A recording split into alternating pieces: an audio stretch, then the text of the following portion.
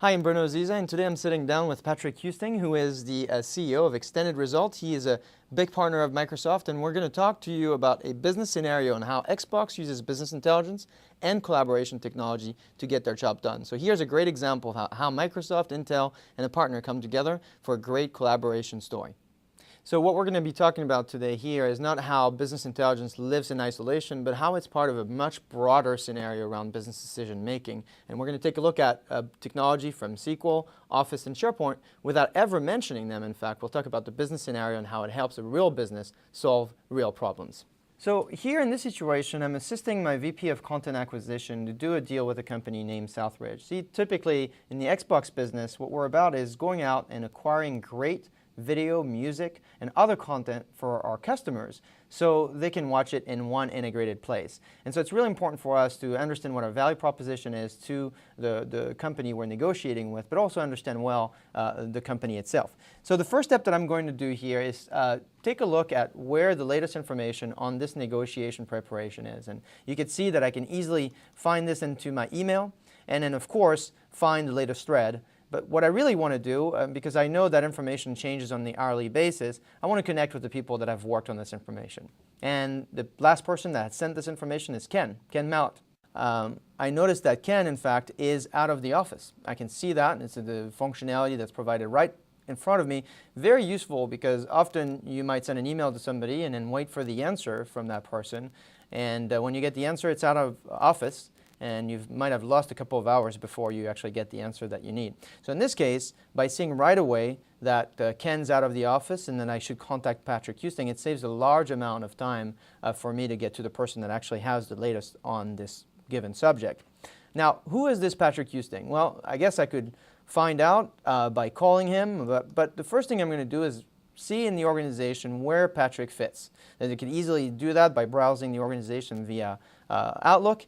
I can see that Patrick works for Ken, so likely he's the one person that's actually doing all the work for Ken. And Patrick happens to be online at this moment.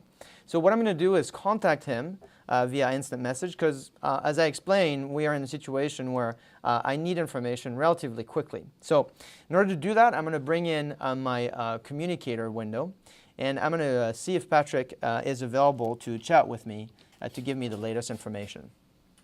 All right, let's see if he's available. Yeah, he's available in typing, so that's good.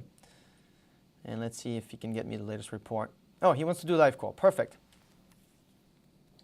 Hi, Bruno. Hey, Patrick, I'm looking for the latest on Southridge. Do you have that? Yep, I have it right here. Let me send you the link. Okay. Got it? Let me see here. Good. Take care. Okay, perfect. Thank you, Patrick. All right, so let's take a look at this report here. And what you'll notice here is the place where I'm finding my report is not an obscure place. I can see here all the other reports I've got access to. And not only do I see them as a list of reports, but I can also preview what these reports actually look like. Again, it's a place where I'm going to be able to save a large amount of time because instead of browsing through a large amount of documents and lists that I don't really understand, I can preview what I'm about to open. This is the report that I want, the sales analysis report. Let's open it up. And when I do that, what you're getting here is really the benefit of deploying information via the web browser. It doesn't require that I install any piece of software. I can navigate and use the information here. But in addition, if I wanted to bring this information into the number one analysis tool that I know, which is Excel, I could do that. So let's go out and do that right now. Let's take a look. And what you're noticing here inside Excel is I have basically all the typical metrics that you might be familiar with, my video on demand purchases or my royalty by source. Now, the royalty by source data is very informative for me because basically what it tells me is the relationship that I have with the other existing content provider I'm doing business with. So I noticed that Movlia, the purple one, has 77% of the royalty. So that must mean that a large amount of the videos being consumed through my platform are coming from Movlia. Now I know that often when we negotiate a contract with a content provider, we negotiate something in a relationship between units sold of video as well as royalty.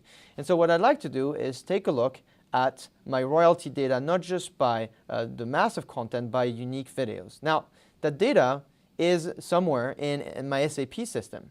So what I would want to do is go to the SAP report here, and bring that data inside Excel. I can easily do that now right here using this export to data feed, which is an integrated functionality inside SharePoint. So you can see that the data in fact is already inside my client, and I can take a look here at it and I can browse it if I wanted to. But in this case, what I'm going to do is I'm going to take a look at the royalty data by volume and as well by unit. So let me add what it looks like when I'm adding the purchase count for those videos. And so what's happening here is obviously the data is going across millions of rows and information of royalty. And when I'm done doing that, what I'm noticing is in fact that Movlia has about 30% of the units. So we notice here an imbalance between the amount of royalty is being paid as well as the number of units being sold from a given content provider. This is a lesson that we want to learn as we negotiate ahead with new content providers. So in this case, this is an insight I want to share with my VP of Content Acquisition as soon as I can get a hold of him. Now, the other place that I'm also interested is what's our value proposition to Southridge? Clearly, they have options. They can deploy their videos through their website, or they can deploy videos through us. And we certainly understand what that is because we have other content providers with whom we have a relationship, such as Movlia and Litware. And what we think our value proposition is that when you give video through the Xbox platform, your content becomes more sticky. In that sense, people spend more time watching video. How do I prove that? Well, I would prove that by simply looking at the market information, the external information that we have about how much time people are spending on given videos, and compare that to my internal information so I can give a benchmark. Now, the data about videos being watched externally is available in ComScore. ComScore is an external report, and I have access to that information as well. I can show you what that's like. And the complexity that any organization has is to bring this data that's external into an internal view, very much like what I did earlier with my SAP data on royalty.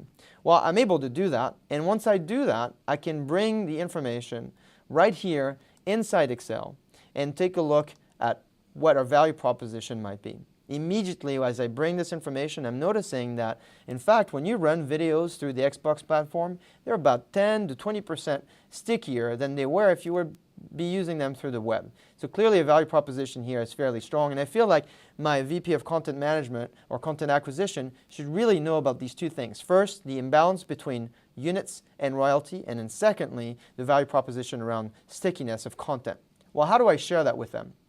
Suppose I can email that information because it's so sensitive, though, I want to get a hold of them right away. So I can call them, or I can just start a video conference through which I would share what I'm looking at. And what's great about this is, in fact, what I'm doing next is I'm not only calling them, but I'm also sharing my desktop with them so they can see the insights that I have. So let me put them on mute just for a minute, just so I can recap what we talked about here.